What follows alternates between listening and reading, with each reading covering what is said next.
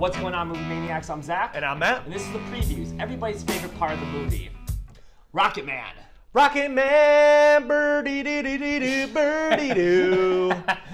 Yeah, I feel like a lot of people actually don't know the real lyrics. Nobody does. But this film is starring Taron Egerton as the lead character, obviously Elton John, Richard Madden and his manager John Reed, Jamie Bell as his writing partner Bernie, and Bryce Dallas Howard as his mom, of course directed by Dexter Fletcher, who just so happened to also direct Bohemian Rhapsody. Uncredited. But I mean, he pretty much directed after Bryan Singer was shooed away. Yep. So we're going to start off this review with this. There's going to be a lot of comparisons to Bohemian Rhapsody. We really don't want it to, but you naturally have to. Yeah, it's so fresh. It's so fresh in our minds. It won so many Oscars. Dexter Fletcher directed that film, uncredited as well. So unfortunately, we have to. So I'm going to go ahead and ask you this, Zach. What would you rather, Rocketman or Bohemian Rhapsody? Rocketman by a mile. By an absolute mile. Everything that Bohemian Rhapsody did wrong, this movie did right. Yes. Because what I really wanted from Bohemian Rhapsody was to see the behind-the-scenes stuff, like the nitty-gritty, the dark stuff that Freddie Mercury went through, being this huge icon on top of the world, but struggling with, just gay people not being accepted in society and his true struggle with that. And I got none of that from that movie. This movie, I got all of that, and not only did I get it, but I mean, I felt it, and it was real. And also with Rocketman 2, it's not bullshit. It's not bullshit. Which Bohemian Rhapsody totally was. And that's the thing that I respect with this movie, right? As you mentioned with Bohemian Rhapsody, you really don't get to feel, I guess, like Freddie Mercury's struggles as much in this movie, where you feel all of Elton John's struggles. And this movie is just a culmination of everything you want in an Elton John movie. It's flamboyant, it's tragic, it's fun, it's upbeat, it's heartwarming, it's sad. Everything that encompasses him as a character was nailed in this movie. And it all starts with the performance of Taron Egerton. Yes. Wow. I mean, pretty much right on par with Rami Malek's portrayal of Freddie Mercury. I'm actually going to go above that. I think it was surpassed him because Rami Malek, don't get me wrong, he did great, right? He got an Oscar, deservedly so, right? Rami Malek wasn't given much to perform as Freddie Mercury, right? Like, if you really break it down, because I watched Bohemian Rhapsody this weekend just to kind of get it fresher in my brain. Rami Malek's only given, hey, you got to sing like Freddie Mercury. You have to have a stage presence like Freddie Mercury. You kind of have to talk like Freddie Mercury. Taron Egerton is very rarely on stage. It's all the background stuff, you know? And obviously, Taron Egerton, it's been announced, he's singing every single song. Rami Malek did not do that. Now you could go ahead and say, Freddie Mercury's voice is like the best voice in rock and roll. You can't really perform it. I say BS, because there's plenty of people out there on YouTube who could sound like Freddie Mercury. Rami Malek just happened to not. Taron Egerton does not work in this movie. This movie fails. Yes. And he's the best part of this movie. Yes, I mean, but same thing with the rest of the cast. Bryce Dallas Howard, I thought, did a great job as his mom. And then his producer, or his manager, played by Richard Madden, I thought did a great job too. He was very, very believable. Absolutely. And I will say this too. Jamie Bell as Bernie, his songwriter, very great as well. Yeah, you definitely felt the connection. So when Bernie and Elton were collaborating, they didn't collaborate together. Literally, Bernie would walk in with just lyrics, and Elton John would work with them. And I thought that was interesting, because I thought there would be a lot more, in the studio together, but they weren't really. Yeah, and it shows, in doing our research outside of the film, that's exactly what happened. Yeah. It wasn't. Like I said, it wasn't BS. They didn't come up with hit song after hit song, which, in Bohemian Rhapsody, they said Queen did, Yeah. And it's out of the blue. Yeah, exactly. They actually had to go ahead and work. And Jamie Bell and Taron Egerton work so well off of each other. Same thing with Richard Madden as well and Taron Egerton. I'm going to sit there and say it right now. Taron Egerton is the most underrated actor in the biz right now. I mean, he's up and coming. He's up and coming. I mean, I wouldn't necessarily say underrated. I think he's underrated. No, he's up and coming. He's up and coming. No, people don't see him and be like, oh, who's that guy? People know who he is. Not a lot of people. Yeah. I hope there's a sequel because this movie ends, I want to say, timeline-wise, probably like the early 90s, late 80s. Yeah, early 90s, I would say. Yeah, I want to see more. I want to see his relationship with Princess Diana. I want to see how he came up with, the Lions King soundtrack and all that work behind the scenes there, and all of his, I guess, post-90s stuff. But definitely, besides Taron Egerton, the biggest highlight that I never really even seen done in a film before was the musical numbers in this movie. I mean, I wasn't even really expecting musical numbers. I got a sense of it from the trailer, but I wasn't expecting to use it in this specific way, and I thought it was so unique and have not been done before. You know what? I thought this came off, I'm sure I'm going to say this and you're going to be like, oh, I forgot about that. Across the Universe. It had very Across the Universe vibes.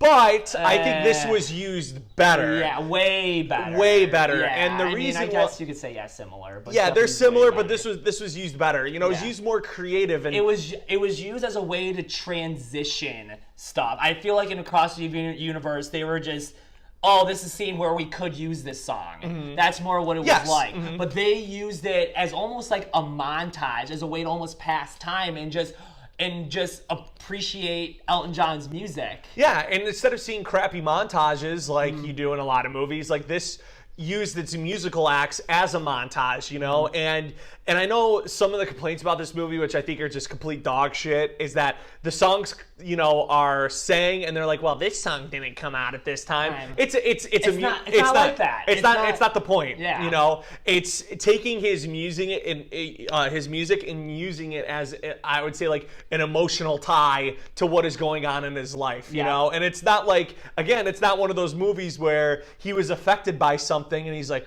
oh, I'm gonna go in the studio. Yeah, exactly. Rocketman. Yeah, no, it doesn't have that. And what I appreciate with the story, and you mentioned it earlier, is that this movie takes place completely, almost all of it is off stage. Yeah. Like there's some concert scenes, but nothing on the scale of like the Live Aid, concert. Yeah, nothing on that. Nothing like that, but it doesn't need that because I want to see this movie to see everything that Elton John went through. I want to know more about Elton John than I want to know more about, I guess his stage performances. Yeah, I mean, but there was a few stage performances which were awesome. Like the scene when he's floating. Oh, like I got chills. Me too. And that reminded me of something like the Live Aid scene. Again, not on that scale, but it was great. Directing Dexter Fletcher, I thought his creative choices definitely paid off. Yes. He originally, I guess, wanted to do Bohemian Rhapsody. They said no. They gave it to Bryan Singer. Bryan Singer got dumped, and then they're like, "Oh, okay, we're gonna bring him on board." And I felt both the movies were shot at two completely different ways. Yeah. And again, this. I mean, yes, it gets very dark, but it's still a lot of fun. It still brings you back and say it's a lot of fun. Again, very flamboyant. This movie with his Elton John, everything Elton John. Yeah. Another thing that I give credit to this movie too, it doesn't shy away from Elton John being gay. Like it doesn't. It doesn't. No, and they accept it. And even like the characters around him, they accept him being gay. Yeah. Where in Queen, they're like, oh, Freddie's gay? Yeah. Oh, are you serious? Are you kidding me? Like they almost had like a negative like taste in their mouth because of it. But I would assume that, I guess I would say people of the arts, because we've been in the arts before. Yeah. We're a very accepting group, so I would have never imagined it to be that way. But I definitely give credit to the director and the writers to actually going ahead and just saying, hey, you know what, he's gay. We're gonna accept it. We're not gonna go ahead and give any negative stereotypes or anything like that. It's just we're gonna do it, and we're gonna go full force in it. Agreed. And the best part about this too is Elton John, behind the scenes, he gave Dexter Fletcher the idea of the film, right? Mm-hmm. He had nothing else in it after that. Unlike in Bohemian Rhapsody with Brian May and the drummer, whatever that guy's name is, they're like, well, we want to change this up. We want to do this. Oh, we don't want to look bad in this movie. Elton John's like, hey, I want you to do a movie about me, and that's it. I don't want any creative input. Yeah, he's on here as a producer, and his husband's on it as a producer as well, but they don't have like any like, I guess, fingerprints to this on this movie, because they make Elton John look really bad, you know, in some parts.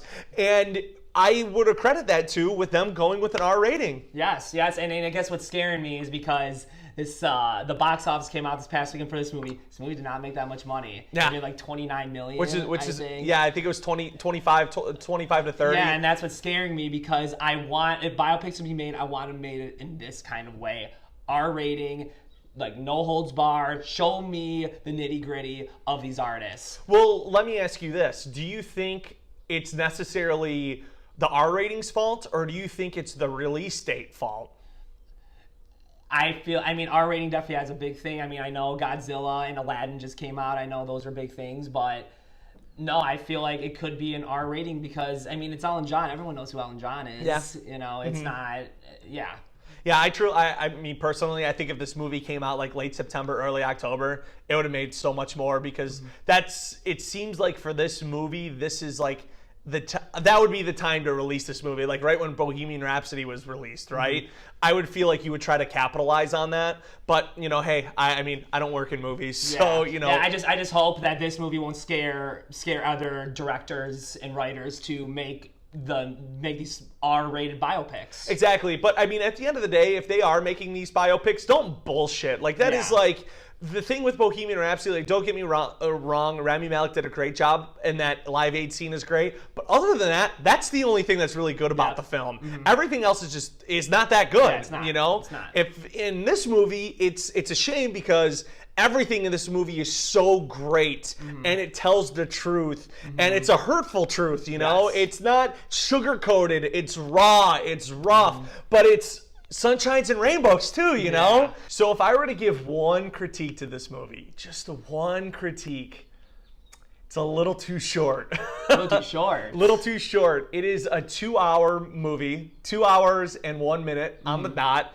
And I would have loved for them to explore his marriage.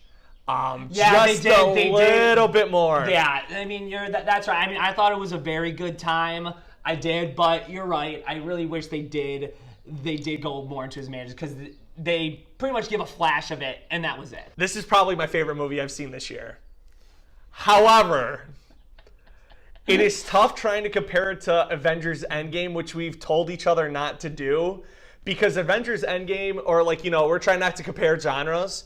Avengers Endgame is like a spectacle, right? It's like a culmination of 20 years of stuff, or sorry, like, you know, 12 years of stuff all put together in one, and you went on this journey, right? And it was, you could say, the perfect comic book movie. It was. It was perfect for a genre. Exactly. This movie is like near perfect for like, I would say, an awards contender. Yeah.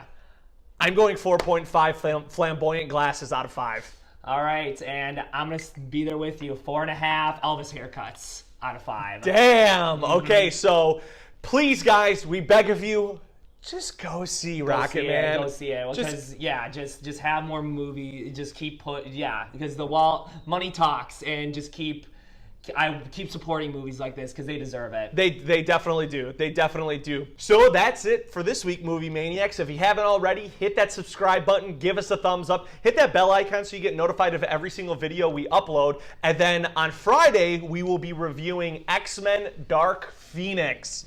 The end of the X-Men. How do you think it's going to be?